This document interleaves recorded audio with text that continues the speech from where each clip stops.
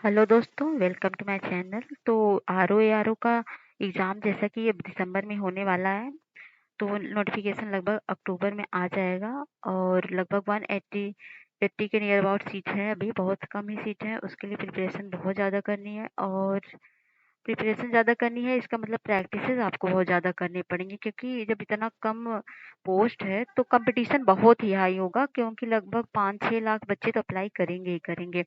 और जो यूपीएससी देते हैं, जो यूपीपीसीएस देते हैं, वो बच्चे भी इसमें मतलब कम्पीट करेंगे। तो उसके हिसाब से आपको प्रैक्टिस की बहुत ज़रूरत है। प्रैक्टिस के लिए सबसे इम्पोर्टेंट क्या है? टेस्ट करना।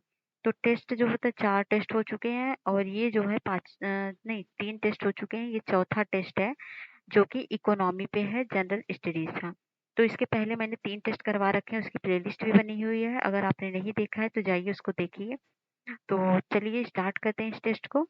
तो ये टेस्ट में मैं पहले आपको बता दूं, आर ओ में 2 पेपर होते हैं प्रीलिम्स में, जिसमें 140 क्वेश्चन जो आते हैं वो आते हैं जीएस से, जिसमें सब हिस्ट्री पॉलिटी जीएस वगैरह सब कुछ पूछा जाता है। वो 140 क्वेश्चन होते हैं। 2 घंटे का टाइम पीरियड होता है। और जो सेकेंड पेपर होता है उसी दिन होता है, मतलब फर्स्ट मीटिंग सेकेंड मीटिंग, और सेकेंड मीटिंग जो पेपर होता है वो हिंदी का होता है, जो कि 60 मार्क्स के होते हैं। ठीक है, हिंदी भी आपको प्रिपेयर करनी ही पड़ेगी। तो उसके लिए भी हम जल्दी ला देंगे वीडियो, हिंदी की प्रैक्टिस भी आप कर लीजिएगा। तो चलिए अब टेस्ट स्टार्ट करते हैं। टेस्ट जो होता है हिंदी और इंग्लिश दोनों में लैंग्वेज में है, लेकिन आपकी सुविधा के लिए हम इस टेस्ट को हिंदी में करवा रहे हैं। और जिनको प्रॉब्लम हो रही है, अगर हिंदी नहीं सुन पा रहे, तो हम इंग्लिश इंग्लिश का भी क्वेश्चन आपके लिए करवा देंगे, या फिर आप क्वेश्चन को पॉज करके इसको देख लीजिएगा। ओके, जैसा होगा आप कमेंट बॉक्स में बताइएगा। चलिए अब स्टार्ट करते हैं हम क्वेश्चन को। तो पहला क्वेश्चन कौन सा है? निम्नलिखित में से कौन सी भारतीय अर्थव्यवस्था की विशेषताएं हैं? तो पहला है कृषि की प्रधानता, बृहद बेरोजगारी, उद्योग की प्रधानता, या न्यून प्रति व्यक्ति आय। तो कूट में से सही उत्तर का चुनाव करना है। ऑप्शन ए है 1 और 2, ऑप्शन बी है 1 2 3, और ऑप्शन सी है 1 2 4, और डी है उपर्युक्त सभी। तो जो आंसर होगा वो होगा सी, 1 2 4। मतलब कृषि की प्रधानता होगी, बृहद बेरोजगारी होगी, और न्यून प्रति व्यक्ति आय होगी। क्योंकि निम्नलिखित में से पूछा है इसमें भारतीय अर्थव्यवस्था के बारे में, तो जो उद्योग की प्रधानता होती है विकास से, मतलब विकसित देश के लिए होती है, ना कि विकासशील देश के लिए। और हमारा भारत क्या है? एक विकासशील देश है। तो चलिए दूसरा क्वेश्चन करते हैं। भारत में आर्थिक उदारीकरण शुरू हुआ, कब शुरू हुआ? ए, कर दरों में महत्वपूर्ण कटौती के साथ, या फिर भारतीय रुपए के परिवर्तन के साथ, या औद्योगिक लाइसेंस नीति में वास्तविक बदलाव के साथ, या प्रत्यक्ष विदेशी पूंजी निवेश में कार्यविधिक औपचारिकताएं दूर करने के साथ। तो इसका जो आंसर होगा वो सी होगा, औद्योगिक लाइसेंस नीति में वास्तविक बदलाव के साथ। तो तीसरा क्वेश्चन है, भारत में राष्ट्रीय आय की गणना निम्नलिखित में से किसके द्वारा की जाती है? तो किसके द्वारा की जाती है? तो वित्त आयोग के द्वारा, या वित्त मंत्रालय द्वारा, या वाणिज्यिक मंत्रालय द्वारा, या केंद्रीय सांख्यिकी संगठन द्वारा। तो आंसर होगा केंद्रीय सांख्यिकी संगठन संगठन द्वारा। ठीक है, नेक्स्ट क्वेश्चन है चौथा। निम्नलिखित में से कौन सा एक आर्थिक वृद्धि का परिचालक है? तो ऑप्शन है, एक वित्तीय वर्ष के दौरान स्थिर कीमतों पर राष्ट्रीय आय में वृद्धि, या दूसरा बी है किसी अवधि में चालू कीमतों पर राष्ट्रीय आय में वृद्धि, या तीसरा सी है जो वास्तविक प्रति व्यक्ति आय में सुस्थिर वृद्धि, या जनसंख्या में वृद्धि के साथ राष्ट्रीय आय में वृद्धि। तो इसका जो आंसर होगा वो होगा वास्तविक प्रति व्यक्ति आय में सुस्थिर वृद्धि। इसका एक्सप्लेनेशन मैं बता दूं तो आपको, आर्थिक समृद्धि से अभिप्राय किसी समयावधि में किसी अर्थव्यवस्था में होने वाले वास्तविक आय की वृद्धि से ही होता है। और सामान्यतः यदि सकल राष्ट्रीय उत्पाद होता है, सकल घरेलू उत्पाद तथा प्रति व्यक्ति आय में वृद्धि हो रही है, तो हम कह सकते हैं कि आर्थिक समृद्धि हो रही। परंतु आर्थिक समृद्धि के माप के लिए प्रति व्यक्ति आय को ही सबसे उपयुक्त माना जाता है। Okay, now clear. तो प्रति व्यक्ति आय को सबसे ज्यादा क्या माना जाता है? उपयुक्त माना जाता है। अगला क्वेश्चन पांचवा है। निम्न दो कथन दिए गए हैं, जिनमें से एक को कथन ए तथा दूसरे को कथन मतलब कारण आर कहा गया है। तो पहले कथन कारण देख लेते हैं। तो इसका सॉल्व करने का तरीका ये होता है, पहले आप कारण पढ़ लो, फिर देखो कथन वो सही है कि नहीं। तो पहले हम कारण पढ़ लेते हैं। सतत विकास से अभिप्राय ऐसे विकास से है जिसमें उपलब्ध संसाधनों का उपयोग अन्य व्यक्तियों की आवश्यकताओं को ध्यान में रखकर किया जाता है। और कारण मतलब कथन देखते हैं इसका। तो सतत विकास मानव समाज के कल्याण हेतु महत्वपूर्ण है। तो इसमें जो आंसर होगा वो होगा आपका, एक तो गलत है पहली बात। ये जो नहीं नहीं, कथन कारण, ये इसका ऑप्शन किधर है? ऑप्शन ये रहा ना। ए और आर सही है, दोनों एक दूसरे की स्पष्टीकरण करते हैं, और ए आर दोनों सत्य हैं, परंतु आर ए का स्पष्टीकरण नहीं करता, तो ए सत्य है परंतु आर गलत है। आपका ऑप्शन सी ही है, क्योंकि जो ये दूसरा है ना ये गलत है। कारण सतत विकास से अभिप्राय ऐसे विकास से है जिसमें, तो तो मैं इसका पहले एक्सप्लेनेशन आपको बताती हूँ। तो world commission on environment and development मतलब WCED के अनुसार द्वारा 1987 में एक प्रकाशित रिपोर्ट आवर कॉमन फ्यूचर, जिसे ब्रॉडलैंड रिपोर्ट के नाम से जाना जाता है, के अनुसार सतत विकास से अभिप्राय ऐसी विकास है जो भावी पीढ़ियों की जरूरतों को पूरा करने की योग्यता को प्रभावित किए बिना वर्तमान की आवश्यकता को पूरा करें। अगर आपने घटना चक्र किया होगा तो इसमें ये चीजें आपको बताई गई है, ठीक है। तो सतत विकास इसको एनवायरनमेंट में भी आपने पढ़ा होगा और इकोनॉमी में भी। सतत विकास से अभिप्राय ऐसे व्यक्ति से है जिसमें संबद्ध संसाधनों का उपयोग अन्य व्यक्तियों की आवश्यकताओं को ध्यान में रखकर किया जाता है। नहीं नहीं, फ्यूचर को भी ध्यान में रख के किया जाता है, तो इसलिए आर गलत है। तो आंसर आपका क्या हो गया? सी। तो अगला छठवां क्वेश्चन है, समावेशी समृद्धि के लिए आवश्यक है, क्या आवश्यक है? तो समावेशी समृद्धि के लिए आवश्यक है, ऑप्शन ए है अधोसंरचनात्मक सुविधाओं का विकास, या बी है कृषि का पुनरुद्धार, या सी है शिक्षा एवं स्वास्थ्य जैसी सामाजिक सेवाओं की अधिकाधिक उपलब्धता, या डी है उपर्युक्त सभी। तो इसमें जो आंसर होगा वो हो जाएगा आपका डी, मतलब सभी ऑप्शन सही हैं। तो समावेशी समृद्धि के लिए आवश्यक है अधोसंरचनात्मक सुविधाओं का विकास, कृषि का पुनरुद्धार और शिक्षा एवं स्वास्थ्य जैसी सामाजिक सेवाओं का अधिकाधिक उपलब्धता। ओके, तो नाउ सेवन क्वेश्चन क्या है?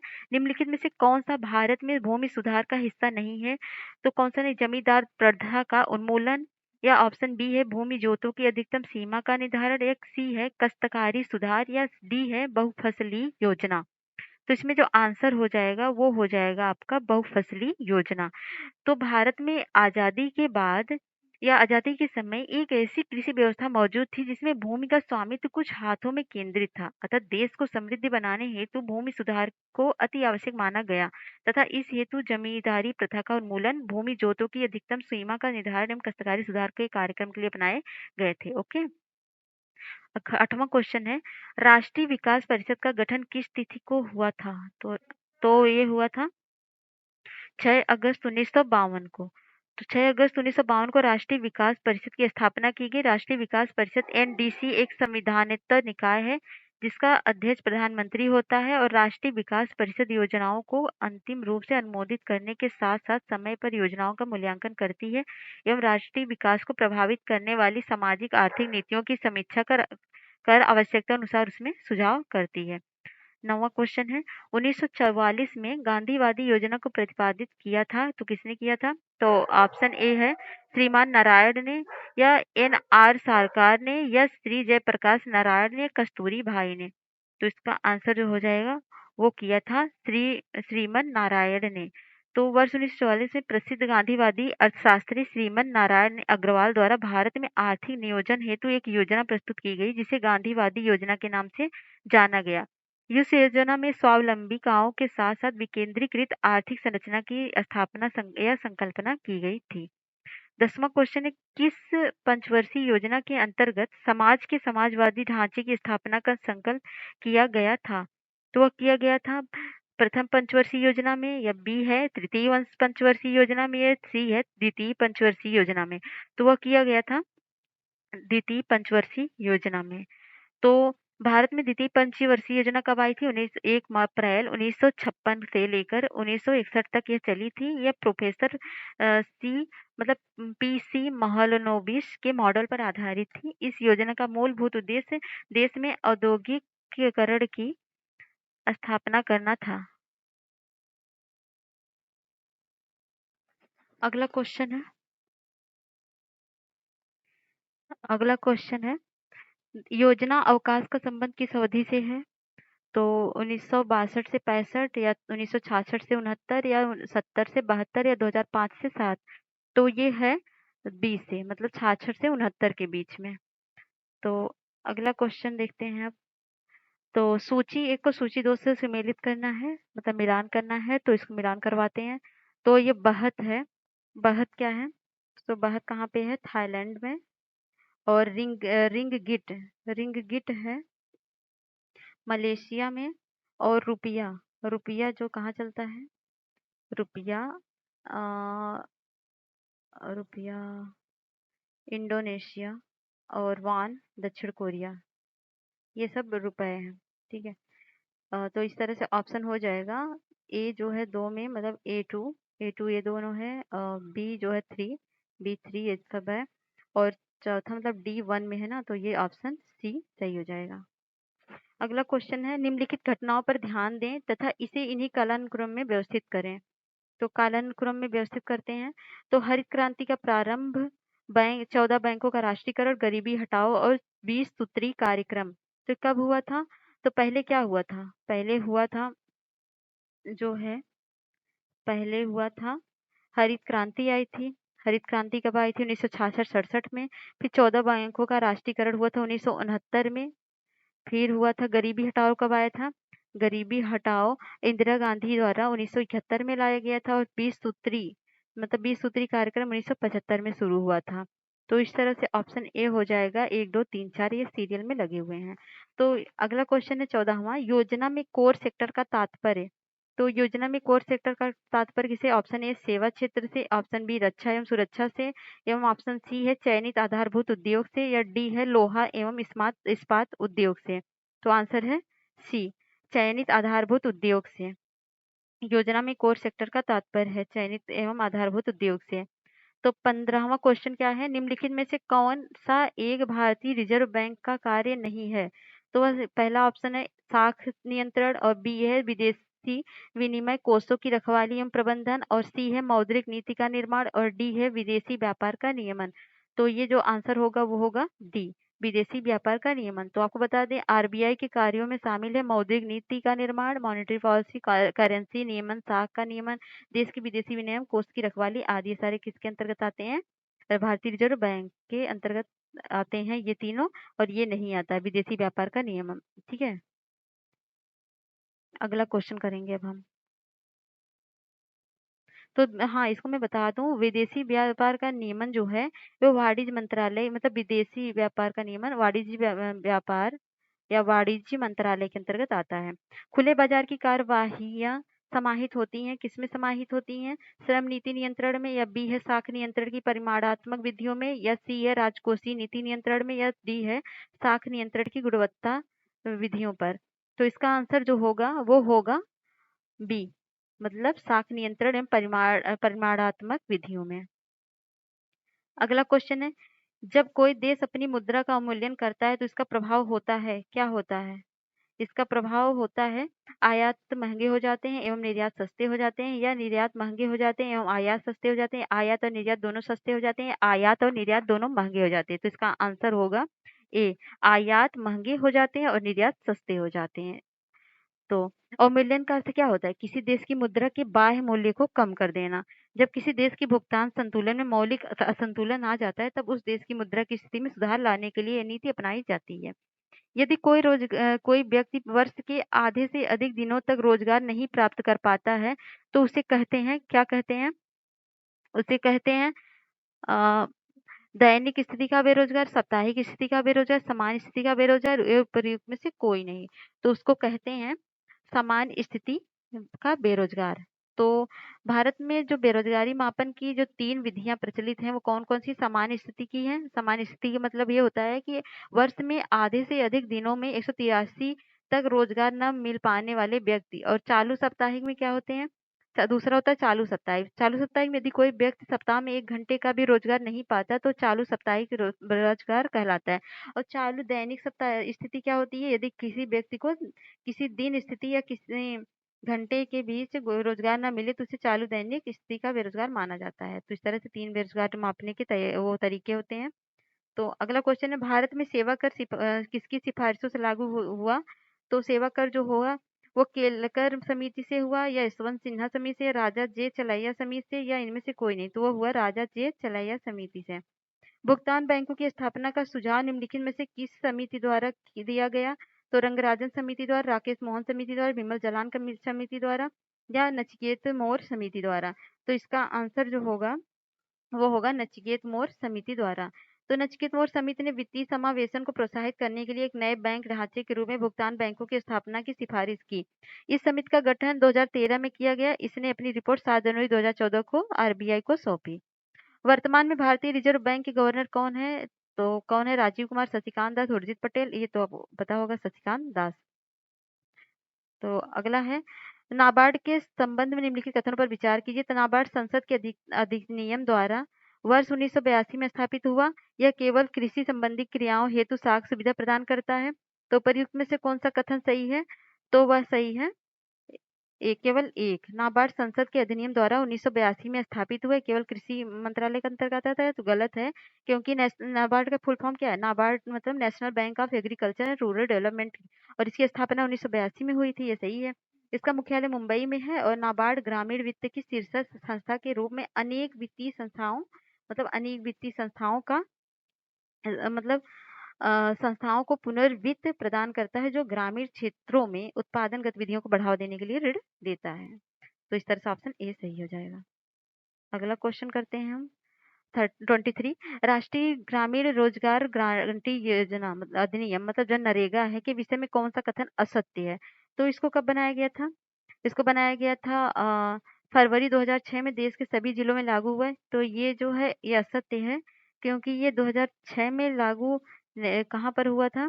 सभी जिलों में लागू नहीं हुआ था, बल्कि ये आंध्र प्रदेश के अनंतपुर ग्राम से लागू किया गया था। तो ये गलत है, पहले ही मिल गया, तो ये सही ही होगा। इसमें ग्रामीण परिवारों की जीविकोपार्जन की सुरक्षा में वृद्धि हुई है, सही है। नरेगा प्रत्येक ग्रामीण परिवार के एक सदस्य को 100 दिनों का रोजगार गारंटी देता है, ये भी सही है। 2009 में नरेगा का नाम बदलकर मनरेगा कर दिया गया, ये भी बात सही है। तो 24वां क्वेश्चन है, राष्ट्रीय सामाजिक सहायता कार्यक्रम में गरीबी रेखा से नीचे के लिए निम्न में से कौन सा कार्यक्रम सम्मिलित नहीं है? तो कौन सा नहीं है? तो वह है अन्नपूर्णा योजना, कस्तूरबा विद्यालय योजना, इंदिरा गांधी राष्ट्रीय विधवा पेंशन योजना या मध्याह्न भोजन योजना। तो इसमें जो है वो सही नहीं है। जो है इंदिरा गांधी योजना, मध्याह्न योजना, तो इसमें बी बी वाला सही है। कारण मतलब बी वाला सही, मतलब ये सम्मिलित नहीं है। सम्मिलित नहीं पूछा ना, कौन सा कारण गरीबी रेखा के नीचे के लिए सम्मिलित नहीं है? तो 2 4 वाला नहीं है, मतलब कस्तूरबा विद्यालय योजना और मध्याह्न भोजन योजना, ये तो स्कूल कॉलेज स्कूल के लिए बच्चों के लिए। अन्नपूर्णा योजना, इंदिरा गांधी योजना, ये है गरीबी रेखा के नीचे के लिए। स्वाधार योजना संबंधित है बच्चों एवं गर्भवती महिलाओं के प्रतिरक्षण के लिए, पुरुषों हेतु स्वरोजगार से या कठिन परिस्थितियों में महिलाओं के लिए उपयुक्त में से कोई नहीं। तो इसका आंसर जो होगा ये होगा सी, कठिन परिस्थितियों में महिलाओं के लिए ये स्वधार योजना बनाई गई थी। तो स्वधार योजना भारत सरकार ने महिला विकास मंत्रालय द्वारा विषम परिस्थिति में रह रही महिलाओं और लाभार्थ प्रायोजित योजना है। निम्नलिखित में से कौन माल के आयात हेतु विदेशी विनिमय की स्वीकृति देता है? तो वह देता है वाणिज्य मंत्रालय, वित्त मंत्रालय, भारतीय रिजर्व बैंक। तो ये सी है, आरबीआई मतलब भारतीय रिजर्व बैंक। तो ठीक है। अगला है, राष्ट्रीय खाद्य सुरक्षा अधिनियम के क्रियान्वयन हेतु एक एवं प्रगति की स्थिति दर्शाने के लिए एनएफएसए के लिए राज्य रैंकिंग सूचकांक 2022 में वाणिज्य एवं उद्योग मंत्री पीयूष गोयल ने जारी किया। संदर्भ में निम्नलिखित कथन पर विचार कीजिए। यह सूचकांक 3 स्तंभों पर बनाया गया है और सामान्य हिमालयी एवं केंद्र शासित क्षेत्रों में अलग अलग श्रेणियों में बांटा गया है, और सामान्य श्रेणी के राज्यों में पहला स्थान उड़ीसा तथा दूसरा स्थान गुजरात का है, और चौथा सामान्य श्रेणी में आंध्र प्रदेश का, तीसरा व मध्य प्रदेश का 6वां स्थान है। तो ये जो आंसर होगा ये होगा ए सही, 1 2 4 सही होगा। तो ये भी सही होगा, ये भी सही होगा, तीसरा गलत होगा कि समान श्रेणी राज्य का पहला स्थान उड़ीसा तथा दूसरा स्थान गुजरात को नहीं बल्कि विभिन्न। तो आपको ये बता दूं मैं तो विभिन्न राज्यों केंद्र शासित प्रदेशों में राष्ट्रीय खाद्य सुरक्षा अधिनियम के कार्यान्वयन हेतु एवं विभिन्न सुधार पहलों की स्थिति की प्रगति दर्शाने के लिए NFRA मतलब SA के लिए राज्य रैंकिंग सूचकांक केंद्रीय उपभोक्ता कार्य, खाद्य व सार्वजनिक वितरण, वस्त्र और वाणिज्य व उद्योग मंत्री पीयूष गोयल ने जारी किया है। तो तो अगला क्वेश्चन देखते हैं हम। 1 मिनट।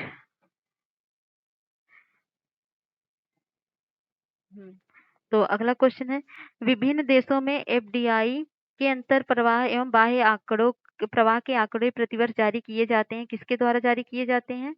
ये जारी किए जाते हैं विश्व बैंक द्वारा या मतलब MFI द्वारा या अंकटाड द्वारा या फिर विश्व आर्थिक मंच द्वारा। तो ये अंकटाड मतलब UNCTAD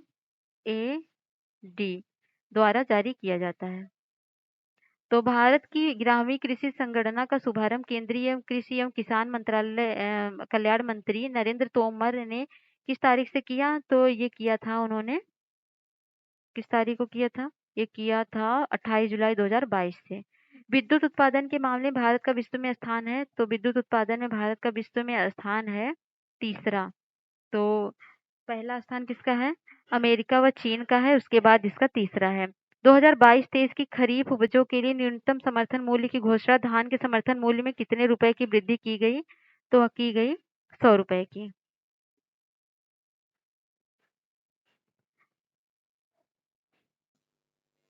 अगला क्वेश्चन है, मार्च 2022 के अंत में मोबाइल फोन सेवा बाजार में विभिन्न कंपनियों की हिस्सेदारी का आरोही क्रम है। आरोही क्रम देखना है तो पहले Vodafone Idea, BSNL, Airtel, Reliance Jio, BSNL, Vodafone Idea, Airtel, Reliance Jio, या फिर BSNL, Airtel, Vodafone, Reliance Jio, या फिर Reliance Jio, Airtel, Vodafone Idea एवं BSNL। तो इसका आंसर जो होगा वो होगा बी। पहले BSNL था, फिर वोडाफोन, फिर आइडिया, फिर एयरटेल, फिर रिलायंस जियो। तो मतलब हिस्सेदारी की बात करें आरोही क्रम में तो ये होगा, ठीक है। उपभोक्ता मूल्य सूचकांक आधारित मुद्रास्फीति की दर के आंकड़े सांख्यिकी एवं कार्यक्रम कार्यान्वयन मंत्रालय द्वारा जारी किए जाते हैं। कब? प्रति माह पर, प्रति 2 माह पर, तिमाही पर या छमाही पर। तो यह जारी किए जाते हैं प्रति माह पर। तो ठीक है, मतलब CPI की बात हो रही है। कृषि मंत्रालय के तीसरे अग्रिम अनुमान मई 2022 में 2021-22 में देश में कुल खाद्यान्न उत्पादन अनुमानित है। कितना अनुमानित है? 314.51 मिलियन टन, या फिर 320.50 मिलियन टन, या 350.50 मिलियन टन। इनमें से कोई नहीं। तो कौन सा है इसमें? तो इसमें आंसर जो होगा वो होगा ए। ये सॉरी मैंने इससे पेन चला दी, तो इसका आंसर होगा ए। ओके, तो वर्ष 2021-22 के अनुसार है। भारतीय रिजर्व बैंक 2021-22 के लिए सरकार को कितना लाभांश हस्तांतरित किया गया? तो कितना किया गया? ऑप्शन देखते हैं। ऑप्शन नंबर 1, 40,500, या 30,307, या 50,000, या 45,000। तो इसका आंसर होगा बी, 30,307 करोड़। पिराई सत्र 2022-23 के लिए गन्ने के लिए केंद्र सरकार द्वारा घोषित उचित एवं लाभकारी मूल्य है, क्या है? उचित एवं लाभकारी मूल्य है 305। आर्थिक समीक्षा 2021-22 में कृषि एवं संबंध का सकल मूल्य वर्धन जीवीए में योगदान अनुमानित है कितना? 20.5%, या 16.5%, या 18.8%, या 28.2%। तो कितना अनुमानित है? यह अनुमानित है 18.8%। भारत द्वारा 2021 में किए गए कुल वस्तुगत निर्यातों में सर्वाधिक निर्यात किन दो देशों के लिए किया गया? अमेरिका व चीन के लिए, चीन व यूएई के लिए, अमेरिका या यूएई के लिए, अमेरिका व सिंगापुर के लिए। तो यह किया गया था अमेरिका एवं यूएई के मध्य, ठीक है। तो अगला देखते हैं। वित्तीय वर्ष 2022 और 23 में केंद्र सरकार के बजट में कुल प्रस्तावित खर्च है। तो कुल खर्च कितना है? तो वह है 39,44,909 करोड़ रुपए। तो ये सब तो डाटा है, आपको याद ही करना पड़ेगा। केंद्र सरकार ने 2022-23 के बजट में कितनी धनराशि सार्वजनिक उपक्रमों के विनिवेश में से प्राप्त करने का लक्ष्य निर्धारित किया? तो वह किया है 65,000, या 75,000 करोड़, या 50,000 करोड़, या 800 करोड़। तो वह है 65,000 करोड़। तो वर्ष 2022-23 में राजकोषीय घाटा जीडीपी का कितना प्रतिशत अनुमानित है? तो वो कितना अनुमानित है? तो ये सब देखिए जीडीपी का है, ये सब राजकोषीय घाटा है, ये सब क्या है जो इकोनॉमिक सर्वे आता है उससे रिलेटेड क्वेश्चन है। तो ये आपको याद करना पड़ेगा। तो ये 6.4%। NAFED संबंधित है, किससे संबंधित है? मतलब NACMFED क्या होता है? ये नाफेड जिसे बोलते हैं, national agricultural cooperation marketing federation of India बोलते हैं। तो किससे संबंधित है? तो ऑब्वियसली अगर आपको फुल फॉर्म नहीं पता तो थोड़ी दिक्कत होगी, नहीं तो पता हो तो कृषि विपणन से संबंधित है। भारत में न्यूनतम समर्थन मूल्य का निर्धारण कौन करता है? तो भारत में न्यूनतम समर्थन मूल्य का निर्धारण कृषि लागत या मूल्य आयोग करता है। तो कृषिगत उपजों की कीमतों पर सरकार को सलाह देने के उद्देश्य से 1965 में कृषि मूल्य आयोग की स्थापना की गई और वर्ष 1985 में कृषि मूल्य आयोग का नाम बदलकर कृषि लागत मूल्य आयोग कर दिया गया। इसका मुख्यालय नई दिल्ली में है। इस संस्था द्वारा कुल 23 फसलों के मूल्यों की घोषणा की जाती है। प्रजनन तथा आर्थिक विकास के बीच संबंध प्रदर्शित करने वाले वक्र को क्या कहते हैं? तो उस वक्र को कहते हैं बेकर वक्र। तो कुटनेज वक्र, लॉरेंज वक्र, अगर आपको इनको नहीं पता है थोड़ी दिक्कत होगी, मैं बता देती हूँ थोड़ा थोड़ा आपको। तो पहले बात करते हैं हम प्रजनन तथा आर्थिक विकास के बीच संबंध की बात करें। प्रजनन तथा आर्थिक विकास जो होता है प्रति व्यक्ति आय के रूप में व्यक्त किया जाता है और ये उनके बीच संबंध प्रदर्शित करता है, जिसे बेकर वक्र या बेकर प्रजनन कहते हैं। रॉबर्ट बारो और गैरी बेकर द्वारा प्रतिपादित इस वक्र के अनुसार कुछ सीमा तक प्रति व्यक्ति आय में वृद्धि प्रजननता में वृद्धि लाएगी, पर एक सीमा के बाद प्रति व्यक्ति आय वृद्धि के साथ प्रजननता में कमी आ जाएगी और वह भी गिरती हुई दर में गिरेगी। यह वक्र उल्टे यू के से रिप्रेजेंट करते हैं। और अगला क्वेश्चन है क्या है कुटनेट्स कुजनेट्स वक्र, इसके बारे में बता। तो विकास एवं आय की विषमता के बीच संबंध, मतलब विकास और आय के बीच के संबंध ये प्रेजेंट करता है। ये उल्टे यू की आकार की होती है। लॉरेंज वक्र को 1905 में मैक्स ओ लॉरेंज ने विकसित किया था। इसके द्वारा आय वितरण के समानता को नापा जाता है। और वही बात करते हैं हम नेक्स्ट। नेक्स्ट कौन सा वक्र है? हाँ, लॉरेंज वक्र, बेकर वक्र आपको बता दिएगा, लॉरेंज वक्र बता दिया, कुटनेज वक्र। तो थोड़ा ध्यान में रखिएगा, ये काम आता है क्योंकि पूछ लेता है कभी कभी क्वेश्चन इससे, कभी कभी क्या कब अक्सर पूछ ही लेता है। तो अगला क्वेश्चन हम करेंगे, तो हम इंग्लिश में भी दिया है, आप देख सकते हो। ये 45 क्वेश्चन है। भारत में सिक्के जारी करने के लिए कौन अधिकृत है? तो कौन अधिकृत है? वो अधिकृत वित्त मंत्रालय। वित्त मंत्रालय सिक्के जारी करता है। केंद्र सरकार ने 2022-23 में 65,000 करोड़ सार्वजनिक उपक्रमों के विनिवेश द्वारा जुटाने का लक्ष्य, सॉरी सॉरी, एक मिनट, जो सिक्के जारी करता है वित्त मंत्रालय नहीं बल्कि आरबीआई जारी करता है। ओके, तो थोड़ा मिस्टेक हो गई, सॉरी फॉर दैट। ओके, तो भारत में सिक्के ढालने का एकमात्र अधिकार केवल भारत सरकार को है। और सिक्का जो होता है निर्माण का दायित्व सिक्का निर्माण अधिनियम 2011 के तहत भारत सरकार का है। विभिन्न मूल्य वर्ग के सिक्कों के अभिकल्प तैयार करने और उनकी ढलाई करने का दायित्व भी भारत सरकार का है। भारतीय रिजर्व बैंक अधिनियम अनुसार परिचालन के लिए सिक्के भारतीय रिजर्व बैंक के माध्यम से ही जारी किए जाते हैं। ठीक है, जारी किए जाते हैं आरबीआई के द्वारा। और 46वां क्वेश्चन है, बिटकॉइन को राष्ट्रीय मुद्रा के रूप में अपनाने वाला विश्व का पहला देश कौन सा है? तो इक्वाडोर, मॉरिशस, सिंगापुर या अल सल्वाडोर। तो वह है अल सल्वाडोर। बिटकॉइन को इसने मुद्रा के रूप में अपनाने वाला विश्व का पहला देश है।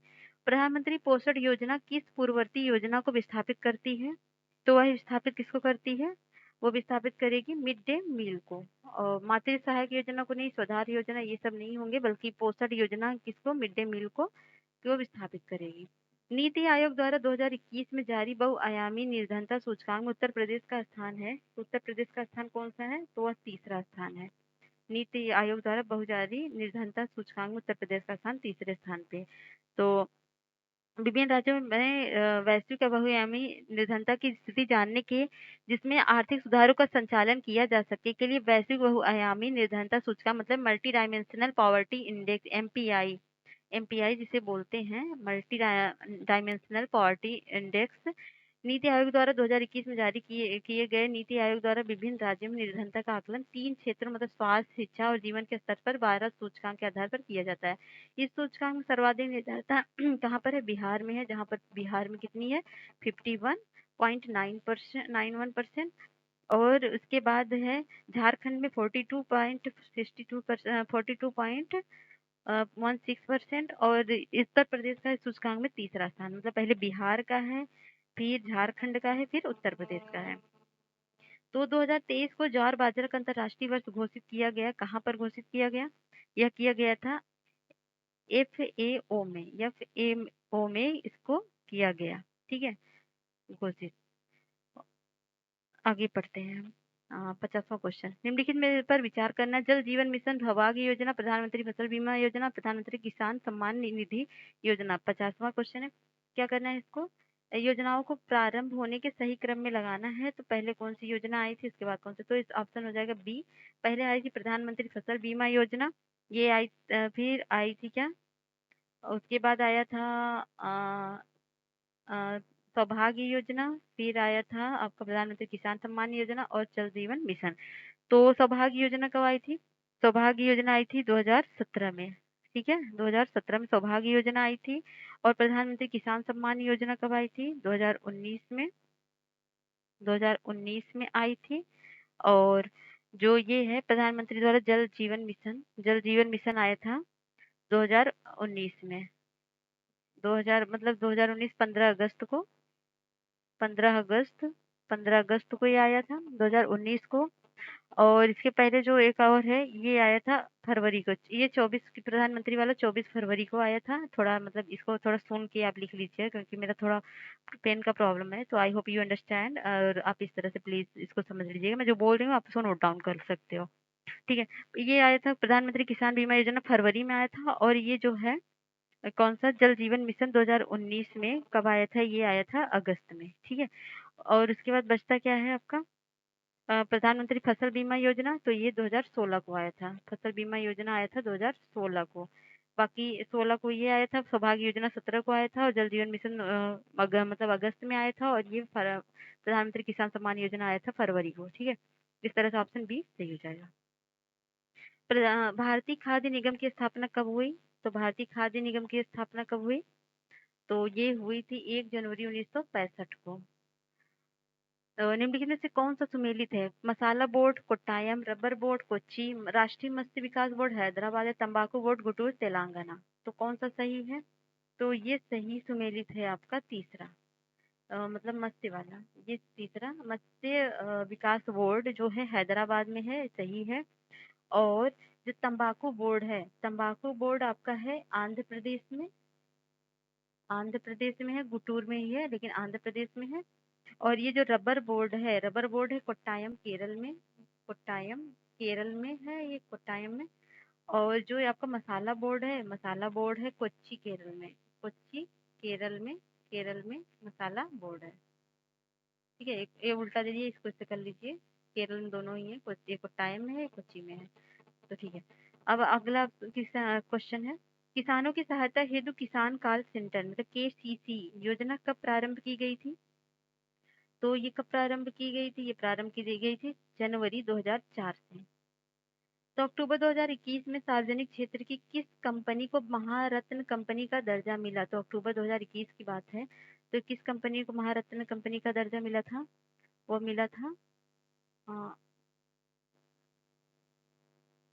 हम्म, एक मिनट, हम्म, ये मिला था पावर फाइनेंस कॉर्पोरेशन पीएफसी को। ठीक है, बाकी ये सब तो ऑलरेडी है। मई 2022 में पेश की गई उत्तर प्रदेश सरकार के बजट का आकार कितना है, तो वह है अ, छह कितना 6,15,518.98 रुपए ये है। तो ग्लोबल हंगर इंडेक्स 2021 के बारे में निम्नलिखित में से कौन सा असत्य है, तो पहला ऑप्शन है ये विकसित एवं विकासशील देशों में भुखमरी की स्थिति का आकलन करती है। और दूसरा ऑप्शन है 2021 में 2016 के हिसाब से देशों के लिए जारी किया गया, जिसमें भारत का 101वां स्थान है। और अगला क्वेश्चन है मतलब स्टेटमेंट है क्या, हम्म, ये सूचकांक का मान 0 से 100 के बीच होता है, सूचकांक जितना अधिक होगा भूख की स्थिति उतनी विकराल होगी। और डी है सूचकांक के आकलन में 4 parameter under nutrition, child wasting, child standing और चाइल्ड मोर्टिलिटी शामिल है। तो इसका आंसर क्या होगा, इसका आंसर होगा ए, ये विकसित एवं विकासशील देशों में भुखमरी की स्थिति का आकलन करता है, ये गलत है।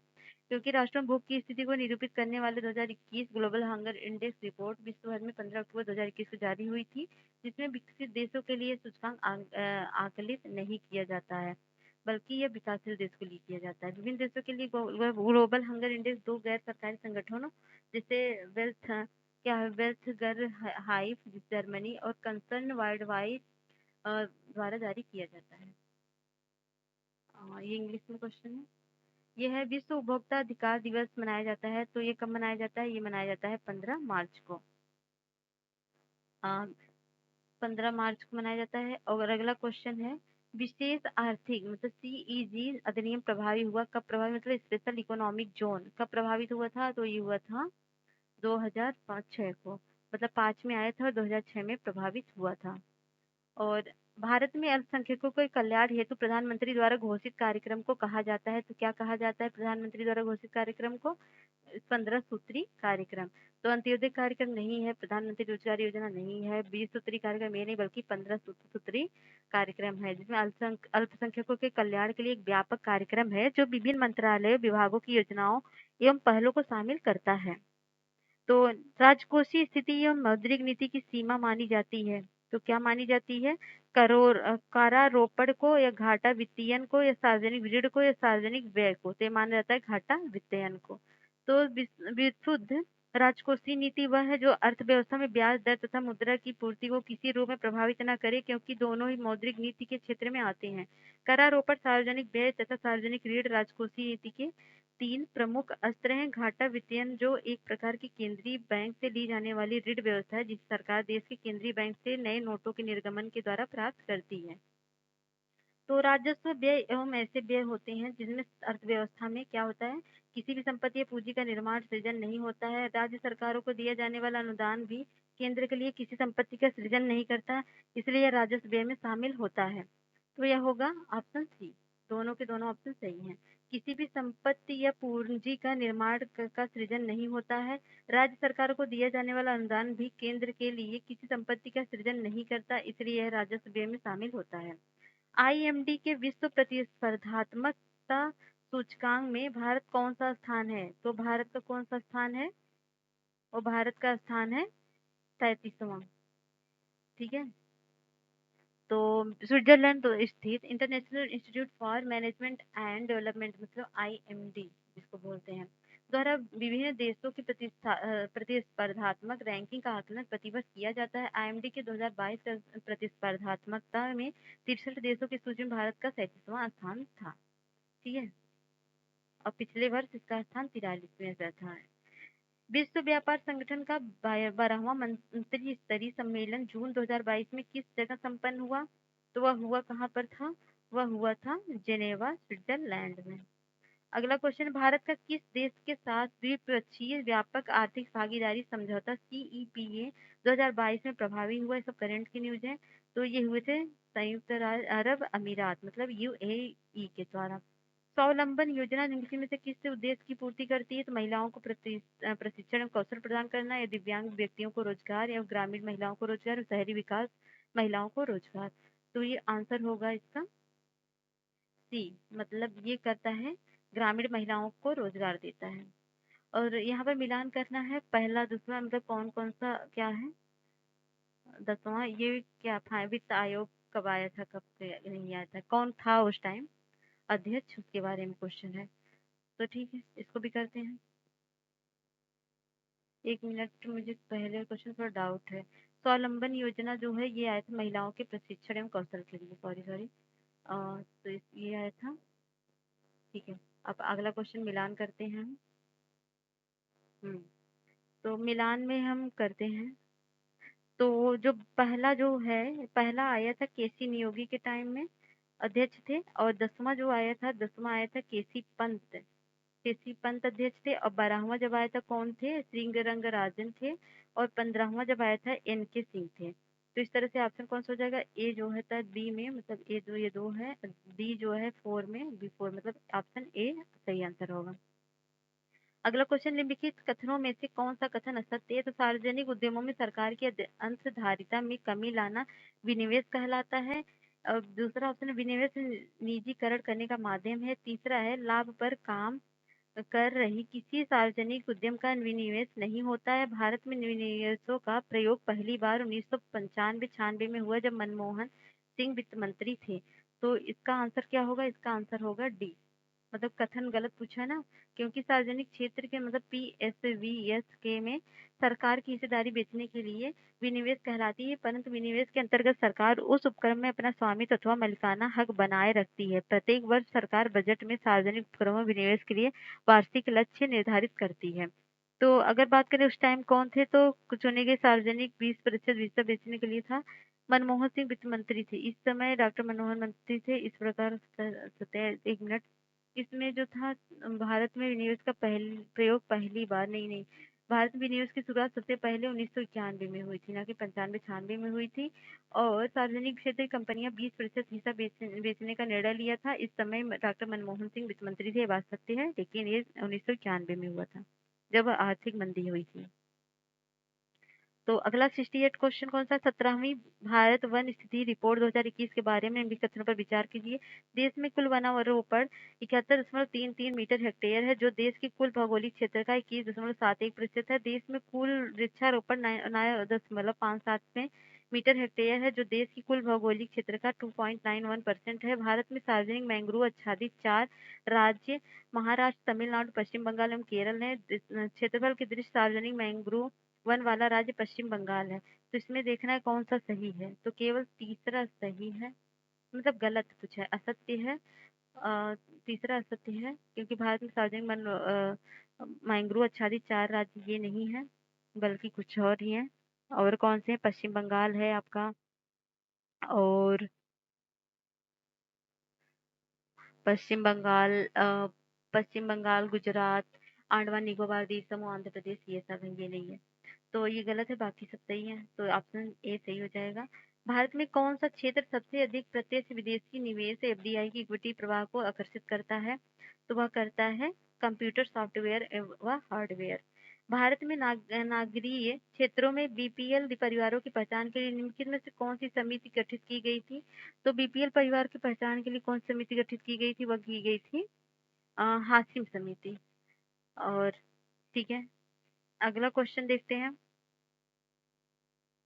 प्रच्छन्न बेरोजगारी का सामान्यतः अर्थ होता है कि श्रमिक की सीमांत उत्पादकता 1 होती है, श्रमिक की सीमांत उत्पादकता 0 होती है, या लोग बड़ी संख्या में बेरोजगार रहते हैं, या वैकल्पिक रोजगार उपलब्ध नहीं होता है। तो इसका आंसर हो जाएगा श्रमिक को सीमांत उत्पादन 0 होता है, मतलब उनका उत्पादन जो होता है 0 होता है, तब प्रच्छन्न बेरोजगारी होती है। ठीक है, रहते तो बहुत सारे लोग हैं इसमें काम करते हैं, लेकिन जो उत्पादन होता है वो श्रमिकों की हिस्सेदारी उसमें की सीमांत जो हिस्सेदारी होगी उत्पादकता वो 0 होगी। भारत के किस राज्य में मानव विकास प्रतिवेदनों का प्रकाशन सर्वप्रथम किया था, तो कब किया था वह किया था हिमाचल प्रदेश में। अगला क्वेश्चन, निम्नलिखित में से कौन सी संस्था दीर्घकालीन औद्योगिक वित्तीयन में संलग्न है, तो कौन सी संस्था है जो संलग्न है, तो वह है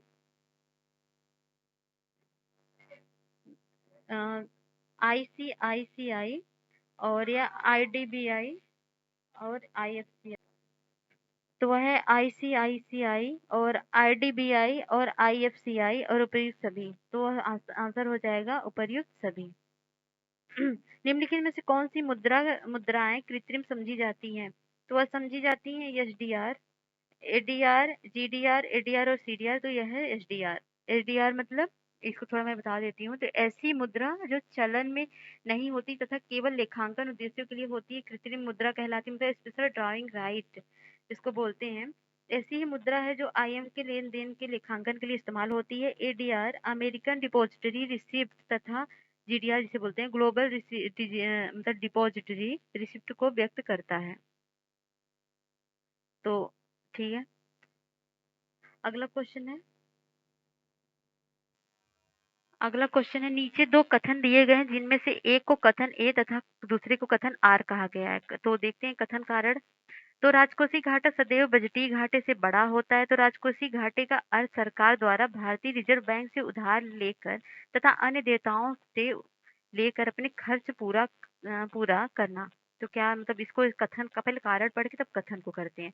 तो राजकोषीय घाटे का अर्थ है सरकार द्वारा भारतीय रिजर्व बैंक से उधार लेकर तथा अन्य देयताओं से लेकर अपने खर्च पूरा करना। कथन क्या, राजकोषीय घाटा सदैव बजटीय घाटे से बड़ा होता है।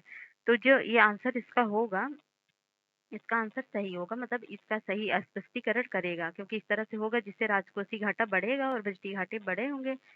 तो घरेलू आय से आशय क्या है? तो किसी देश के नागरिकों द्वारा अर्जित कुल आय या किसी देश के निवासियों द्वारा अर्जित कुल आय या किसी देश की आर्थिक सीमा में स्थित निवासी उत्पादक इकाइयों द्वारा अर्जित आय या भौगोलिक सीमा में स्थित देश के निवासियों द्वारा अर्जित कुल आय। तो जिसका आंसर होगा वो सही होगा सी, किसी देश की आर्थिक सीमा में स्थित निवासी उत्पादक इकाइयों द्वारा अर्जित आय को घरेलू आय कहते हैं। अगला क्वेश्चन 67, सर्वोच्च न्यायालय द्वारा सार्वजनिक वितरण प्रणाली की समीक्षा हेतु किस समिति की नियुक्ति की गई थी? तो किस समिति की नियुक्ति की गई थी? वो समिति थी वाधवा समिति। तो सर्वोच्च न्यायालय द्वारा 2006 में पूरे देश में सार्वजनिक वितरण प्रणाली की कार्य प्रणाली की समीक्षा के लिए सर्वोच्च न्यायालय ने सेवानिवृत्त न्यायाधीश डीपी वाधवा की अध्यक्षता में एक कमेटी गठित की गई थी, जिसने अपनी रिपोर्ट अप्रैल 2010 में सौंपी। वाधवा समिति द्वारा सौंपे गए रिपोर्ट में सार्वजनिक वितरण प्रणाली को सबसे भ्रष्ट योजना बताया गया था, जिस कारण केंद्र सरकार एवं राज्य सरकारों द्वारा पीडीएस को पूर्ण उपभोक्ता परिणामी बनाने हेतु नए नए सुधार किए जा रहे थे। ठीक है, ये इंग्लिश में क्वेश्चन है। अब 8 क्वेश्चन करते हैं। मध्यम सिंचाई परियोजना के अंतर्गत कितने हेक्टेयर तक की सिंचाई की जाती है? तो कितने हेक्टेयर तक की सिंचाई की जाती है? तो वह है 2000 से 10,000 बीच के हेक्टेयर की। तो ये की जाती है मध्यम सिंचाई योजना के अंतर्गत। अगर आपने घटना चक्र नहीं पढ़ा तो जाइए इसमें ज्योग्राफी का पढ़िए, ज्योग्राफी में भी चीजें हैं और इकोनॉमी में तो आपको पढ़ाई जाती हैं। तो 1978 के बाद योजना आयोग ने सिंचाई परियोजना के लिए आधार पर 3 भागों में इसको बांटा था। जैसे बृहद सिंचाई योजना में क्या था, 10,000 हेक्टेयर से अधिक खेतों के कमांड एरिया वाले थे बृहद में, और मध्यम में थे 2000 से 10,000 के बीच में, 2000 से 10,000 के बीच में थे। मतलब ये 10,000 के ऊपर बृहद होंगे और 2000 से 10,000 के बीच में मध्यम होंगे, और जो लघु होंगे वो 2000 हेक्टेयर के तक मतलब केवल 2000 हेक्टेयर तक ही होंगे। ठीक है, तो इस तरह से है। तो अगला क्वेश्चन 29 है, सूक्ष्म लघु एवं मध्यम उद्योग के नए परिभाषा 2018 के अनुसार लघु उद्यमों में वार्षिक टर्नओवर की सीमा कितनी है? तो असीमा की विनिर्माण क्षेत्र में 25 लाख से 5 करोड़, सेवा क्षेत्र में 10 लाख रुपए से 2 करोड़ रुपए तक, या विनिर्माण क्षेत्र में 50 लाख रुपए से 10 करोड़ रुपए, सेवा क्षेत्र रुपए में 20 लाख से 5 करोड़ रुपए तक, या सेवा क्षेत्र में 30 लाख से 3 करोड़ तक, विनिर्माण क्षेत्र में 5 करोड़ से 10 करोड़ तक। तो इसमें डी है उपर्युक्त में से कोई नहीं। तो इसका आंसर जो होगा कोई नहीं, उपर्युक्त में से कोई नहीं है, क्योंकि जो एमएसएमई होता है, मतलब micro small and medium enterprises, वे उद्योग हैं जिनमें काम करने वालों की संख्या एक सीमा से कम होती है तथा उनका वार्षिक उत्पादन टर्नओवर जो होता है एक सीमा के अंदर ही होता है। भारत सरकार ने सूक्ष्म लघु एवं मध्यम उद्यम विकास अधिनियम 2006 अधिनियम किया था, जिसके अनुसार सूक्ष्म लघु एवं मध्यम उद्यमों की परिभाषा उन उद्योग में प्लांट एवं मशीनरी में निवेश के अनुसार निर्धारित होती है, जो किंतु 7 अप्रैल 2018 में नई परिभाषा लागू हुई। अब प्लांट एवं मशीनरी में निवेश की जगह टर्नओवर के आधार पर वर्गीकरण किया जाता है। लघु उद्योग के लिए विनिर्माण एवं सेवा क्षेत्र में वार्षिक टर्नओवर की सीमा 5 करोड़ से 75 करोड़ के बीच है। 5 करोड़ से 75 करोड़ के बीच है, शासन नहीं है, इसलिए गलत है। एशियन डेवलपमेंट आउटलुक रिपोर्ट जारी किया जाता है, किसके द्वारा जारी किया जाता है? ये जारी किया जाता है एशियन विकास बैंक द्वारा। निम्नलिखित में से कौन सा भारतीय कृषि की निम्न उत्पादकता का कारण नहीं है? तो कौन सा कारण नहीं है? वह है सहकारी कृषि। ये कारण नहीं है, बाकी सब है। ये कथन कारण दिया है, तो देखते हैं। सभी व्यापारी मूल्य बढ़ोतरी से लाभ कमाते हैं, तो मूल्य बढ़ोतरी के कारण ग्राहकों को अपनी आवश्यकता में कटौती करनी पड़ती है। तो क्या कथन कारण सही है? तो इसको हम देखेंगे, तो जो दोनों तो सही है लेकिन इसकी स्पष्ट व्याख्या नहीं करेगा। इससे पता करेंगे हम इसको सॉल्व करने का तरीका होता है, पहले कारण पढ़ लीजिए, फिर देख लीजिए क्या कथन कर रहा है सेटिस्फाई। तो मूल्य बढ़ोतरी के कारण ग्राहकों को अपनी आवश्यकता में कटौती करनी पड़ती है। क्या इसलिए सभी व्यापारी मूल्य बढ़ोतरी से लाभ कमाते हैं? क्या कथन ये सही है कि इसी वजह से सभी कमाते हैं? तो दोनों तो सही है, लेकिन यही रीजन केवल नहीं है, बहुत सारे रीजन हो सकते हैं। तो अगला क्वेश्चन है, नरसिम्हन समिति का संबंध किससे है? तो नरसिम्हन समिति का संबंध है बैंकिंग संरचना सुधारों से। ठीक है, तो 20वें सॉरी, तो ये कब हुआ था? अगस्त 1991 में वित्त मंत्री मनमोहन सिंह ने वित्तीय क्षेत्र में सभी पहलुओं को सुधार हेतु नरसिम्हा समिति की अध्यक्षता की थी। भारतीय WTO मतलब विश्व व्यापार संगठन, वर्ल्ड ट्रेड ऑर्गेनाइजेशन का सदस्य बना भारत। कब बना था इसका सदस्य? तो भारत का सदस्य बना था 1995 में। ओके, तो 1 जनवरी 1995 में इसका सदस्य भारत बना था। अगला क्वेश्चन है, चालू खाते में रुपए की पूर्ण परिवर्तनीयता को किस वर्ष में घोषित किया गया? तो वह घोषित किया गया था 1994 में। उत्तर प्रदेश सरकार द्वारा उत्तर प्रदेश गैर कानूनी धर्मांतरण निषेध अध्यादेश कब पारित किया गया था? तो वह पारित किया गया था, फैक्चुअल डेटा है तो मैं इसको बताऊंगी, ज्यादा एक्सप्लेनेशन पे नहीं जाऊंगी, तो 24 जनवरी 2020 को। निम्नलिखित में से किसे नया ताजे वाला बैराज के नाम से भी जाना जाता है? तो वह जाना जाता है अ, हाथ हाथनी कुंड बैराज को। ठीक है, तो हाथनी कुंड बैराज जो है 5 राज्यों मतलब हरियाणा, हिमाचल प्रदेश और उत्तर प्रदेश एवं दिल्ली राजस्थान की संयुक्त परियोजना है। इसका निर्माण 1872 में सहारनपुर के पास यमुना नदी पर हुआ। इस बैराज को नया ताजे वाला बैराज भी कहते हैं। 5 राज्य हैं इसमें। उत्तर प्रदेश की विधानसभा भवन में भित्ति चित्र चित्रित करने का गौरव किसे प्राप्त है? तो भित्ति चित्र अंकित करने का गौरव प्राप्त है जगन्नाथ मुरलीधर अहिवासी को। ये इंग्लिश में क्वेश्चन है।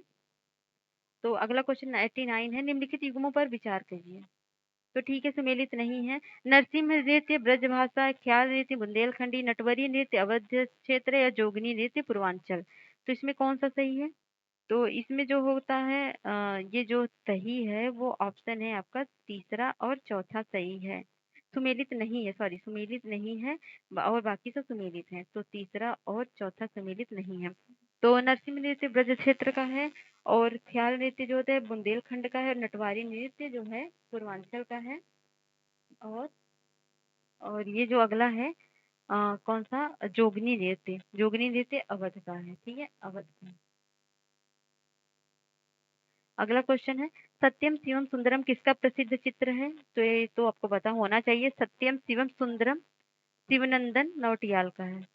सूची 1 सूची 2 को मिलान करना है तो सैयद सलार मेला जो है ये है बहराइच का। और देवा शरीफ है दया से बाराबांकी का। और कालिंजर मेला बांदा का है। और सारो मेला कहाँ है? कासगंज का है। तो इस तरह से मेले भी पूछे जाते हैं क्वेश्चन में। तो ये जो है ये ऑप्शन सी आपका सही हो जाएगा, 1 2 और 2 1। ठीक है, ये सही है। उत्तर प्रदेश सरकार द्वारा चलाई जा रही अभ्युदय योजना संबंध निम्नलिखित में किससे है? कोरोना के टीकाकरण से, प्रतियोगी परीक्षा के निःशुल्क कोचिंग से, राज्य में पोषण को महत्व देने हेतु पोषक खाद्यान्नों का वितरण लिए, एक निःशक्त कमजोर विकलांगों को मुफ्त कानूनी सुविधा प्रदान के लिए। अगर आप थोड़ा सा भी जागरूक होंगे तो आपको पता होगा ये अभ्युदय योजना जो है प्रतियोगी परीक्षा के निःशुल्क कोचिंग से संबंधित था। यह है। निम्नलिखित युग्म में से कौन सा एक सुमेलित नहीं है? तो कौन सा सुमेलित नहीं है? संगीत घराना और संस्थापक देखना है। तो इसमें जो है आंसर, तो ये कौन सा सुमेलित नहीं? किराना घराना, नाथे खां व जोधे खां। तो रामपुर घराना जो है नामित खां सदारंग का है। सहारनपुर घराना खलीफा मोहम्मद का है। और अतरौली घराना है काले खां व चांद खां का। और जो ये गलत है, किराने घराना के समेत वंदे अली खान को माना जाता है। कौन है? वंदे अली खान। तो पेन की प्रॉब्लम मैं पहले बता चुकी हूँ, थोड़ा आप एडजस्ट करिएगा। ठीक है, अगला क्वेश्चन है, प्राचीन भारत में स्थापित बिहारों एवं उनकी अवस्थिति के संदर्भ में निम्नलिखित कथन युग्मों पर सही युग्म की पहचान करना है। तो सही युग्म कौन सा है वो देखना है। तो वो है स्वर्णगंध कुटीर विहार सारनाथ में है, मूलगंध कुटीर विहार श्रावस्ती में, कुक्कुट राम विहार पटना में है, सधर्म चक्र विहार कौशाम्बी में है। तो कौन सा युग्म इसमें से सही है? तो वह संदर्भ चक्र विहार जो है ये कहाँ पर है? ये जो है कौशाम्बी में है, ये सही है। कुक्कुट विहार कहाँ पर है? ये सारनाथ में है। चलो मैं इसको मिला करके बता दे रही हूँ, लिखने में प्रॉब्लम। तो कुक्कुट विहार कहाँ पर है? सारनाथ में है। और मूलगंध कुटीर विहार कहाँ पर है? मूलगंध कुटीर विहार तो ये सारनाथ में, सॉरी कुक्कुट वाला जो है कुक्कुट विहार सारनाथ में, सदर्भ चक्र विहार ये आपको कौशाम्बी में हो गया। और मूलगंध कुटीर विहार ये भी सारनाथ में हो गया। ये दोनों कुक्कुट और मूलगंध कुटीर विहार सारनाथ में हो गए। और स्वर्णगंध कुटीर बिहार ये कहाँ पर हो गई? ये हो गई आपकी श्रावस्ती में। आप आई होप समझ गए होंगे, इसको थोड़ा नोट्स बना के रट लगा लिए, क्योंकि ऐसे क्वेश्चन बहुत सारे ऐसे ही क्वेश्चन पूछता है मैक्सिमम आर ओ यार हो। निम्नलिखित में से कौन सा युग्म सुमेलित है? तो ये देख लेते हैं, डोलोमाइट सोनभद्र बॉक्साइट, ललितपुर और कांच बालू शंकरगढ़ और जिप्सम झांसी। तो इसमें जो सही है वो आंसर हो जाएगा आपका उपयुक्त सभी सही सुमेलित है। जिप्सम झांसी में, कांच बालू शंकरगढ़ में, बॉक्साइट ललितपुर में और डोलोमाइट सोनभद्र में। निम्नलिखित कृषि विश्वविद्यालयों में से कौन सबसे सबसे पहले स्थापित हुआ? तो वह हुआ आचार्य नरेंद्र देव कृषि एवं प्रौद्योगिकी विश्वविद्यालय अयोध्या में या सरदार वल्लभ भाई कृषि एवं प्रौद्योगिकी विश्वविद्यालय मेरठ या बांदा कृषि एवं प्रौद्योगिकी विश्वविद्यालय बांदा में, चंद्रशेखर आजाद कृषि एवं प्रौद्योगिकी विश्वविद्यालय कानपुर में। तो जो इसका जो सही आंसर होगा वो होगा डी, सबसे पहले यही हुआ था। ये कब हुआ था? चंद्रशेखर 1975 में, 1975 में। और ये जो बांदा जो हुआ था आचार्य नरेंद्र देव कृषि प्रौद्योगिकी विश्वविद्यालय, ये हुआ था 1976 में, तो 1976 में। और सरदार वल्लभ भाई एवं कृषि वाला ये कब हुआ था? 1976। सरदार पटेल वाला ये 2000 में हुआ था, 2000 में। और अगला क्या है? बांदा कृषि वाला कब हुआ था? ये बांदा वाला हुआ था 2010 में। तो सबसे पुराना इसमें कौन सा? 1975 वाला है। हाल ही में उत्तर प्रदेश सरकार ने सभी प्रकार के लैंड होल्डिंग को चिन्हित करने हेतु कितने अंक की यूनिकोड प्रणाली शुरुआत की? तो वह शुरुआत की थी उन्होंने मतलब 16 अंकों की। अगला है, उत्तर प्रदेश सरकार गन्ना समिति संघ लिमिटेड का गठन कब हुआ? तो कब हुआ था इसका गठन? इसका गठन हुआ था 1949 में। अगला क्वेश्चन है, जौनपुर के कहारों द्वारा किया जाने वाला नृत्य है, तो कौन सा नृत्य है? वो छलिया नृत्य है या छपेली नृत्य है या चौरसिया नृत्य है? इनमें से कोई नहीं। तो कौन सी नृत्य है? वह है चौरसिया नृत्य। तो ये जो है चौरसिया जौनपुर के कहारों द्वारा किए जाने वाला नृत्य है। तो अगला क्वेश्चन, निम्नलिखित युग्मों पर सही गलत सुमेलित विकल्प का चयन करना है। कौन सा विकल्प गलत सम्मिलित है? तो शहनाई उत्सव वाराणसी का सही है। केला महोत्सव ये गलत है। केला महोत्सव रामपुर में नहीं है। केला महोत्सव है जो है, केला नहीं है। हाँ, केला महोत्सव, केला महोत्सव कहाँ का है? एक मिनट, एक मिनट। तो केला महोत्सव आयोजन कुशीनगर जिले में किया गया है, ना कि रामपुर में। ये कुशीनगर है, बाकी सब सही है। ठीक है, बाकी सब सही है। काला नमक चावल महोत्सव सिद्धार्थ नगर में है और गुड़ महोत्सव लखनऊ में है। अगर आपको बैकग्राउंड में आवाज आ रही है तो उसके लिए वेरी सॉरी, क्योंकि थोड़ा कवर का काम चल रहा है, तो वो होगा थोड़ा, तो प्लीज एडजस्ट करिएगा। फिलहाल मैं ट्राई कर रही हूँ कि आपका आवाज थोड़ा क्लियर रहे। मेरठ से मेरठ से प्रयागराज तक प्रस्तावित गंगा एक्सप्रेस वे का विस्तार पुनः कहाँ से कहाँ तक कर दिया गया है? तो वो कर दिया गया है हरिद्वार से वाराणसी तक। विश्व की सबसे बड़ी सभा कुंभ मेले को यूनेस्को की प्रतिनिधि सूची मानवता की अमूर्त सांस्कृतिक विरासत में किस वर्ष शामिल किया गया था? तो वह शामिल किया गया वर्ष 2017 में। सोनभद्र जनपद से सटे राज्यों की कुल संख्या कितनी है? तो संख्या कितनी है उसकी? 4। 4 राज्यों से सोनभद्र जो है उसकी लगा हुआ है। कौन कौन से वो राज्य हैं? क्या आप कमेंट बॉक्स करके बता सकते हो? चलिए, आप तो बताओगे नहीं, मैं बता देती हूँ। मध्य प्रदेश, छत्तीसगढ़, झारखंड और बिहार है। सूची 1 को सूची 2 से मिलान करना है, तो देख लेते हैं। सूची 1 को सूची 2 से मिलान करवा के हम। तो वैधानिक नगरों की न्यूनतम संख्या वाला जिला कौन सा है? वैधानिक नगरों की सबसे न्यूनतम जिला वाला है श्रावस्ती। श्रावस्ती सही है। और वैधानिक नगरों की कुल अधिकतम संख्या वाला जिला है, वैधानिक नगरों की कुल अधिकतम संख्या वाला बदायूं, ये भी सही है। और सर्वाधिक ग्रामीण शिशु लिंगानुपात, सर्वाधिक ग्रामीण शिशु लिंगानुपात बलरामपुर में, ये भी सही। न्यूनतम ग्रामीण शिशु लिंगानुपात गौतम बुद्ध नगर, ये भी सही है। मतलब चारों के चारों आमने सामने सही है। तो इसका 1 2 3 4 मतलब ऑप्शन ए सही हो जाएगा। अगला क्वेश्चन, देवदारी तथा राजदारी नामक जलप्रपात उत्तर प्रदेश के किस जनपद में अवस्थित है? तो वह अवस्थित है चंदौली में। 100 को विभाजित करने वाली प्राकृतिक संख्याओं का योग है। तो मैं इसको आंसर बताऊंगी, अगर आप चाहोगे तो इसको मैं अलग वीडियो बनवाकर इसको सॉल्व करा दूंगी, लेकिन कर दूंगी, लेकिन ये भी मुझे पॉसिबल, थोड़ा पेन की प्रॉब्लम है ना, इसलिए पॉसिबल नहीं है। तो मैं फिलहाल आंसर बता देती हूँ, आप कर लीजिएगा, नहीं समझ में आए तो कमेंट करके बताइएगा। तो इसका आंसर होगा डी।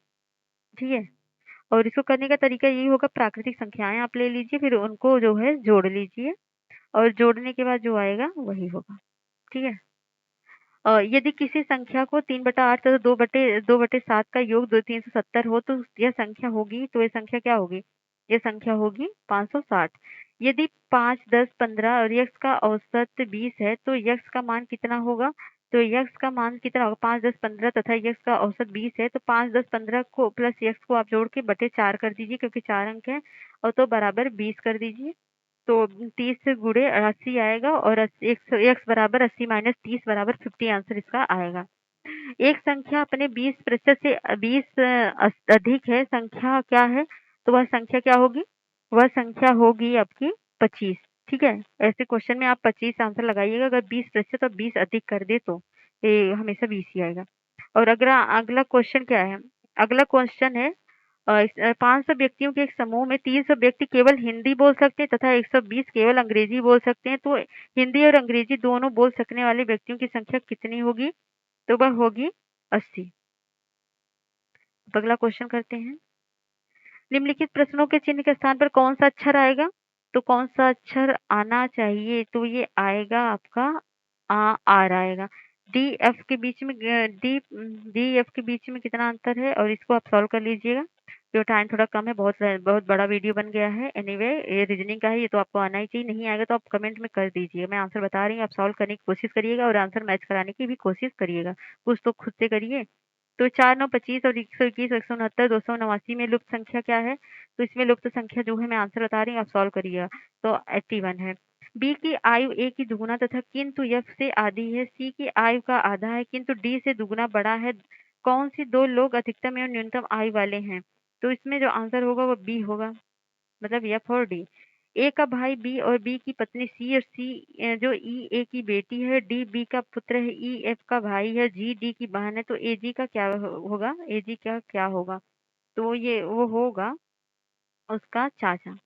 निम्नलिखित के प्रश्नों में चिन्ह के स्थान पर कौन सा आएगा? तो इसका आंसर हो जाएगा इसका आंसर होगा 7। ठीक है, अगला क्वेश्चन है। किस केंद्रीय मंत्री ने 13 मई 2022 को पटवाई स्थित देश के पहले अमृत सरोवर का उद्घाटन किया? तो वह किया है मुख्तार अब्बास नकवी ने। अगला क्वेश्चन। संघाई सहयोग संगठन क्षेत्रीय आतंकवादी रोधी संरचना एससीओ ट्रैट्स की बैठक कहाँ आयोजित की जाएगी? तो आयोजित की जाएगी वह नई दिल्ली में। हाल ही में कहाँ पर स्किल इंडिया इंटरनेशनल सेंटर स्थापित करने के लिए नेशनल स्किल डेवलपमेंट कॉर्पोरेशन और यूएई की डीपी वर्ल्ड के बीच एक समझौता ज्ञापन पर हस्ताक्षर किया गया? वो कहाँ पर किया गया था? वह किया गया था वाराणसी में।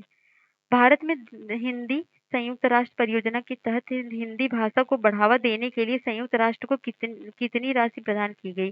तो प्रदान की गई और जो है वो मतलब 8 लाख अमेरिकी डॉलर।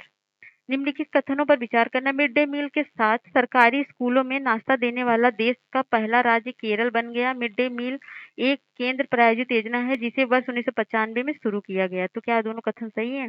तो इसका आंसर जो हो जाएगा 20 तो सही है। 1995 में शुरू किया गया है, लेकिन मिड डे मील के साथ सरकारी स्कूल में नाश्ता देने वाला राज्य पहला केरल, ये गलत है क्योंकि तमिलनाडु मिड डे मील के साथ सरकारी स्कूल में नाश्ता देने वाला पहला राज्य बन गया था। ठीक है, मीडिया रिपोर्ट्स के अनुसार किस देश के राष्ट्रपति सेरेब्रम एन्यूरिज्म से पीड़ित है? तो वह कौन पीड़ित है? वो चीन के। सेरेब्रम ये एक डिजीज है, इससे पीड़ित हैं। तो मीडिया रिपोर्ट्स के अनुसार चीनी राष्ट्रपति शी जिनपिंग सेरेब्रम एन्यूरिज्म से पीड़ित हैं। उन्हें पिछले साल इस कारण से हॉस्पिटल में भर्ती होना पड़ा था। यह एक दिमागी खतरनाक बीमारी है। बीमारी दिमाग मतलब ब्रेन को भी मतलब किसी भाग में हो सकती है। किसी भी उम्र का व्यक्ति इसकी चपेट में आ सकता है। हालांकि 50 वर्ष या इससे ज्यादा की उम्र में व्यक्तियों में बीमारी होने की संभावना अधिक होती है। अगला क्वेश्चन है 122 पे आ जा गए हैं हम। तो 122 से निम्नलिखित कथन पर विचार कीजिए। विश्व खाद्य पुरस्कार 2022 डॉक्टर शकुंतला हरक सिंह को दिए जाने वाला घोषणा की गई। विश्व खाद्य पुरस्कार विश्व में भोजन की गुणवत्ता, मात्रा या उपलब्धता में सुधार कर उन्नत मानव विकास करने वाले व्यक्तियों की उपलब्धता को मान्यता देने हेतु प्रमुख अंतर्राष्ट्रीय सम्मान है। तो इसका आंसर हो जाएगा सी, दोनों ही सही है। हाल ही में दूसरा भारत नार्डिक शिखर शिखर सम्मेलन कहाँ आयोजित किया गया? तो यह आयोजित किया गया कोपेनहेगन डेनमार्क में। हाल ही में कहाँ पर 5वां आदि महोत्सव 2022 का आयोजन किया जा रहा है? तो वह किया जा रहा है मांडला मध्य प्रदेश में। तेलंगाना राज्य की सरकार ने युवाओं को, महिलाओं, उद्यमियों को डिजिटल आर्थिक लाभ का अर्थव्यवस्था का लाभ पहुंचाने के लिए किस बहुराष्ट्रीय कंपनी के साथ समझौता ज्ञापन पर हस्ताक्षर किया? तो वह किया गूगल के साथ। निम्नलिखित कथनों पर विचार कीजिए। पेट्रोल में इथेनॉल 20% मिश्रण के साथ वर्ष को 2030 से 31 तक पूरा करने के लिए राष्ट्रीय जैव ईंधन नीति 2018 में संशोधन को मंजूरी दी गई। राष्ट्रीय जैव ईंधन समन्वय समिति एनबीसीसी की विभिन्न बैठकों में जैव ईंधन उत्पादन बढ़ाने का निर्णय लिया गया। तो इसका जो आंसर है वो होगा केवल 2 सही है, पहला गलत है। क्यों गलत है इसके बारे में हम बता दें आपको। तो प्रधानमंत्री नरेंद्र मोदी की अध्यक्षता में केंद्रीय मंत्रिमंडल ने जैव ईंधन की नीति 2018 में संशोधित किए जाने को मंजूरी दी है। इसमें 20 मिश्रण को 25 से 26 है, ना कि 30 से 31 है 20% मिश्रण के लक्ष्य को पूरा करने की। बाकी देख लीजिए। तो ऑप्शन बी सही है। तो भारत के दूरसंचार मंत्री अश्विनी वैष्णव ने 14 मई 2022 को निम्न से किस पोर्टल को लॉन्च किया? तो उन्होंने किस पोर्टल को लॉन्च किया? तो पोर्टल को लॉन्च किए गति शक्ति संचार को। तो रामगढ़ विषधारी अभ्यारण्य को देश का 52वां टाइगर रिजर्व अधिसूचित किया गया है, किस राज्य में स्थित है?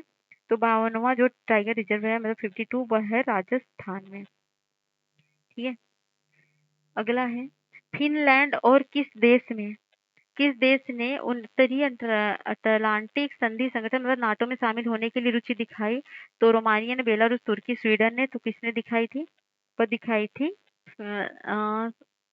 इसमें फिनलैंड और स्वीडन। फिनलैंड नहीं, स्वीडन फिनलैंड भी था।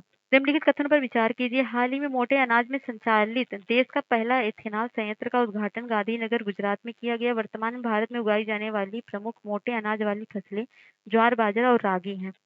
तो जो आंसर होगा इसका होगा दूसरा। वर्तमान में भारत में उगाई जाने वाली प्रमुख मोटे अनाज वाली फसलें ज्वार, बाजरा और रागी हैं। मोटे अनाज वाले संचालित देश का पहला इथेनॉल संयंत्र का उद्घाटन गांधीनगर गुजरात में, ये गलत है। दूसरा सही है। क्यों गलत है?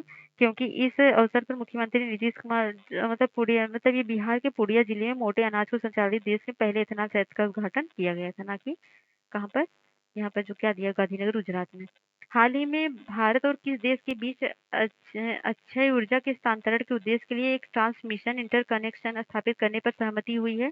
तो वह सहमति हुई है मालदीव के साथ। 132 नंबर का क्वेश्चन है, किस मंत्रालय ने बच्चों और महिलाओं के पोषण स्तर में सुधार के लिए पोषण पखवाड़ा 2022 मतलब न्यूट्रिशन फोर्टनाइट 2022 का आयोजन किया? तो किसने किया? तो ये किया है केंद्रीय मतलब महिला बाल विकास मंत्रालय ने। निम्नलिखित कथनों पर विचार कीजिए। विश्व प्रेस स्वतंत्रता सूचकांक 2022 में भारत 142वें स्थान से फिसलकर 150वें स्थान पर पहुंचा। रिपोर्ट्स विदाउट बॉर्डर्स द्वारा विश्व प्रेस स्वतंत्रता सूचकांक जारी किया जाता है। तो इंडेक्स से रिलेटेड क्वेश्चन बहुत सारे आते हैं, तो दोनों ही ऑप्शन सही हैं। ठीक है। हाल ही में खेलो इंडिया यूनिवर्सिटी गेम्स 2021 में कौन सी यूनिवर्सिटी पदक तालिका में शीर्ष स्थान पर रही है? तो कौन सी टीम थी? वह थी जैन यूनिवर्सिटी बेंगलुरु की। ठीक है। तो विश्व बैंक में भारत सरकार के मिशन कर्मयोगी सिविल सेवा क्षमता निर्माण के लिए राष्ट्रीय कार्यक्रम का समर्थन करने के लिए कितने मिलियन अमेरिकी डॉलर की परियोजना को मंजूरी दी गई? तो वह थी 47 मिलियन अमेरिकी डॉलर की परियोजना। हाल ही में कौन सा देश संयुक्त राष्ट्र विश्व पर्यावरण संगठन मतलब UNWTO से हट गया? तो वह हट गया कौन सा देश? वह हटा था रसिया। यूक्रेन और रसिया के वार की वजह से इसको रसिया हट गया। आर्थिक मामलों की मंत्रिमंडलीय समिति ने प्रधानमंत्री स्ट्रीट वेंडर्स आत्मनिर्भर निधि को मार्च 2022 से बढ़ाकर कब तक जारी रखने की मंजूरी दी गई? तो ये मंजूरी दी गई दिसंबर 2024 तक। किस लड़ाकू विमान में ब्रह्मोस सुपरसोनिक मिसाइल की विस्तारित रेंज संस्करण का सफल परीक्षण किया गया? तो वह किया गया सुखोई 30 में। हाल ही में किसे मुख्य चुनाव आयुक्त नियुक्त किया गया? तो मनोज जोशी, सुशील चंद्र या राजीव कुमार या अशोक कुमार को। तो किसको किया गया? वह किया गया मनोज जोशी को। हाल ही में किसने श्रीलंका के प्रधानमंत्री पद की शपथ ली? तो किसने शपथ ली? वह शपथ ली रनील विक्रम सिंघे ने। तो रनील यूनाइटेड नेशन पार्टी के नेता रनील विक्रम सिंघे ने श्रीलंका के प्रधानमंत्री पद की शपथ ली। तो ये रहा आपको 140 क्वेश्चन। कैसा लगा आपको टेस्ट बताइएगा जरूर। अगर आपको बेनिफिट हो तो प्लीज हमारे चैनल को लाइक करिए, शेयर करिए, सब्सक्राइब करिए। और अगर आप आर ओ की प्रिपरेशन कर रहे हैं तो आपको मैं बता दूं कि घटना चक्र बहुत इंपॉर्टेंट है। घटना चक्र का सीरीज आपको पढ़ाया जा रहा है और सारे उसके प्लेलिस्ट बने हुए हैं सब्जेक्ट वाइज। अगर आपने नहीं देखा तो जाइए उसको देखिए और सॉल्व करिए। बहुत ही इंपॉर्टेंट होता है घटना चक्र यूपी पीसीएस की एग्जाम के लिए, खासकर आर ओ और यूपी पीसीएस यूपीएससी सारे का प्रीवियस ईयर क्वेश्चन होता है। उसमें आप देखेंगे अगर उसको आप कर लेते हो तो ये जो टेस्ट करोगे ना बहुत सिंपल लगेगा आपको, क्योंकि इसमें बहुत सारे क्वेश्चन तो वहीं से आए हुए हैं। तो ठीक है, बने रहिए हमारे चैनल के साथ। अगर आपको बेनिफिट पहुंच रहा है तो लाइक करिए, शेयर करिए, सब्सक्राइब करिए और thanks for watching and bye bye. आपका दिन शुभ